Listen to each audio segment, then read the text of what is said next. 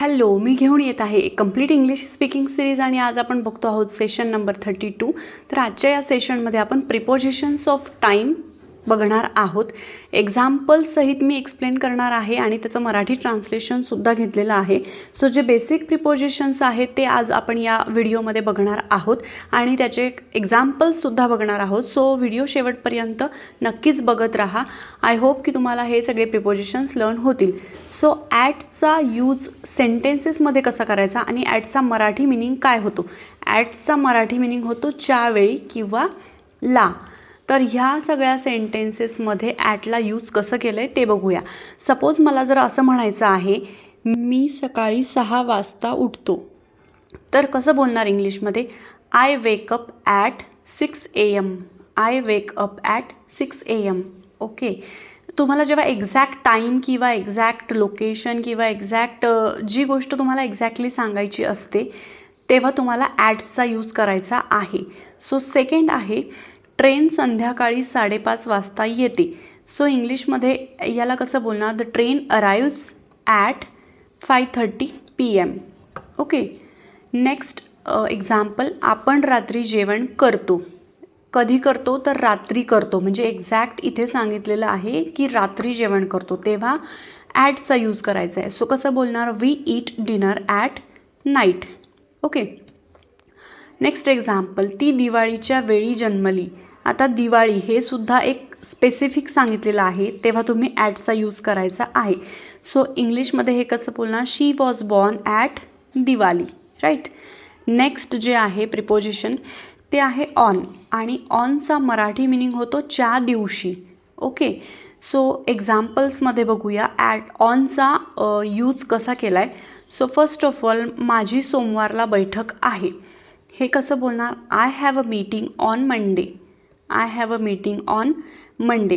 जेव्हा तुम्हाला वीकडेज किंवा मंथ वगैरे तुम्हाला सांगायचं असेल तेव्हा तुम्ही ऑनचा वापर करू शकता.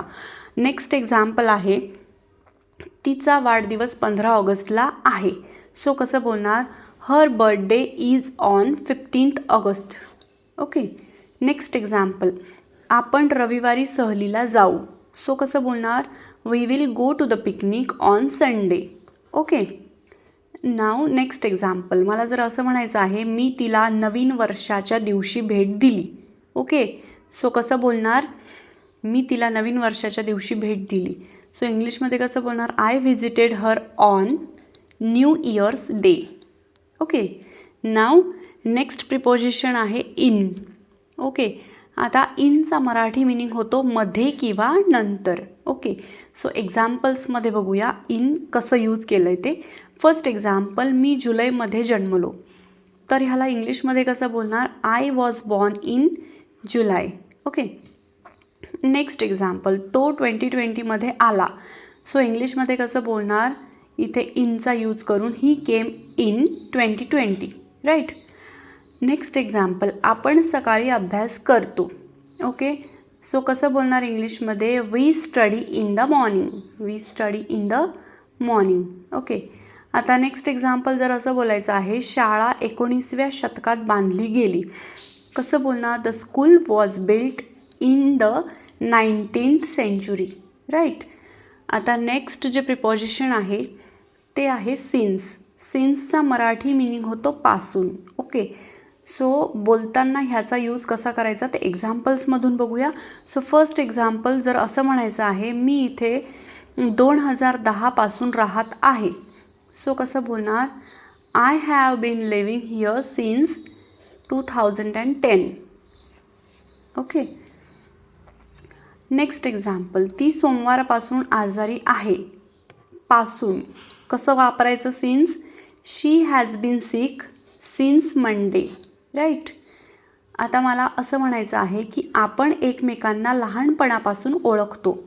ओके. लहानपणापासून कसं बोलणार. सिन्सचा यूज करून we have known each other since childhood. Okay. Now next example बघा. तो सकाळपासून काम करत आहे. सकाळपासून पासूनसाठी आपण सिन्स घेतो. सो इंग्लिशमध्ये त्याचं सेंटेन्स कसं तयार होईल. He has been working since morning. He has been working since morning, right. आता नेक्स्ट प्रिपोजिशन आहे फॉर. ओके, फॉरचा मराठी मिनिंग होतो साठी. ओके, किंवा इतक्या कालावधीसाठी, राईट. एक्झाम्पल्समधून आपल्या लक्षात येईल की फॉरचा यूज कसा करायचा आहे. सो मला जर असं म्हणायचं आहे मी इथे 5 वर्षांपासून राहतो आहे, तर कसं बोलणार? I have lived here for 5 years.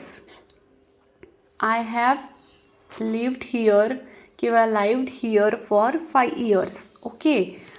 Next example, जर मला असं म्हणायचं आहे तिने 2 तास अभ्यास केला, कसं बोलणार? She studied for 2 hours. She studied for 2 hours, right. Third example, suppose आपल्याला असं म्हणायचं आहे आपण खूप वेळ वाट पाहिली, सर तुम्ही कसं बोलणार त्याला?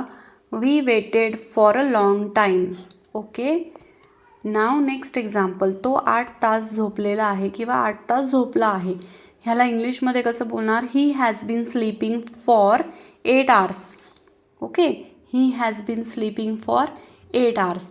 Next preposition is before. Now बिफोरचा मराठी मिनिंग काय होतो? आधी, राईट. बिफोरचा मराठी मिनिंग होतो आधी. तर त्याला सेंटेन्सेसमध्ये कसं यूज करायचं आहे ते आपण बघूया. मी नाश्त्याच्या आधी दात घासतो, ह्याला इंग्लिशमध्ये कसं बोलणार? तेही बिफोरचा यूज करून. सो कसं सेंटेन्स होईल तयार? I brush my teeth before breakfast. I brush my teeth before breakfast, right. Next example, मला जर असं म्हणायचं आहे ती सकाळी 9 वाजण्याच्या आधी आली. ओके, बिफोरचा मिनिंग होतो आधी. सो कसं बोलणार? She came before 9 AM, right. Next example, आपल्याला जर असं म्हणायचं आहे जेवणाआधी गृहपाठ पूर्ण कर. सो कसं बोलणार? Finish your homework before dinner, right. Next example, तो बैठकीच्या आधी निघाला. बैठकीच्या आधी, आधीसाठी बिफोर घ्यायचे. सेंटेन्स कसं तयार होईल? He left before the meeting, right. आता बिफोर नंतरचा नेक्स्ट प्रिपोजिशन आहे आफ्टर. आफ्टरला मराठीमध्ये नंतर असं म्हणतात. सो एक्झाम्पलमध्ये जर आपल्याला असं बोलायचं आहे चित्रपटानंतर आपण घरी गेलो नंतर, सो सेंटेन्समध्ये आफ्टरचा यूज कसा करायचा ते बघा. We went home after the movie. We went home after the movie. Okay. Next example, ती दुपारी 2 नंतर जेवते. सो इंग्लिशमध्ये कसं बोलणार? She eats lunch after 2 PM, right. Next example, तिने मीटिंगनंतर मला फोन केला, ह्याला कसं बोलणार इंग्लिशमध्ये? She called me after the meeting, right. Next example, मी माझं काम संपल्यावर जाईन. सो कसं बोलणार इंग्लिशमध्ये? I will go after finishing my work. I will go after finishing my work. Okay.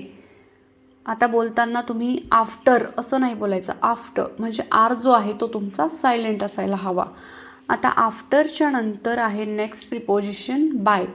So बायचा मराठी मिनिंग काय होतो? पर्यंत किंवा आधी. बोलताना त्याचा यूज आपण पर्यंत किंवा आधी असं काही बोलायचं असेल तर बाय यूज करू शकतो. सो डिरेक्टली एक्झाम्पल्समध्ये बघूया. सपोज आपल्याला जर असं बोलायचं आहे तुझं काम संध्याकाळी 5 पर्यंत पूर्ण कर. सो आपण कसं बोलणार? Finish your work by 5 PM, right. Next example, मला जर असं म्हणायचं आहे तो उद्यापर्यंत इथे येईल. इंग्लिशमध्ये कसं बोलणार? He will be here by tomorrow. He will be here by tomorrow. So next example, form पुढच्या आठवड्यापर्यंत सादर करा. पुढच्या आठवड्यापर्यंत सादर करा. सो इंग्लिशमध्ये कसं बोलणार? Submit the form by next week. Submit the form by next week, right. Now next example, मी तुला संध्याकाळपर्यंत फोन करीन. असं जर बोलायचं असेल तर कसं बोलायचं? I will call you by evening. I will call you by evening. So अशा पद्धतीने बायचा यूज करायचा आहे. आता हे सगळे प्रिपोजिशन्स तुम्हाला समजलेच असतील. तुम्हीसुद्धा याचा यूज तुमच्या डेली जे कन्व्हर्सेशन करता इंग्लिश बोलताना नक्कीच करून बघा. आय होप तुम्हाला व्हिडिओ नक्की आवडला असेल.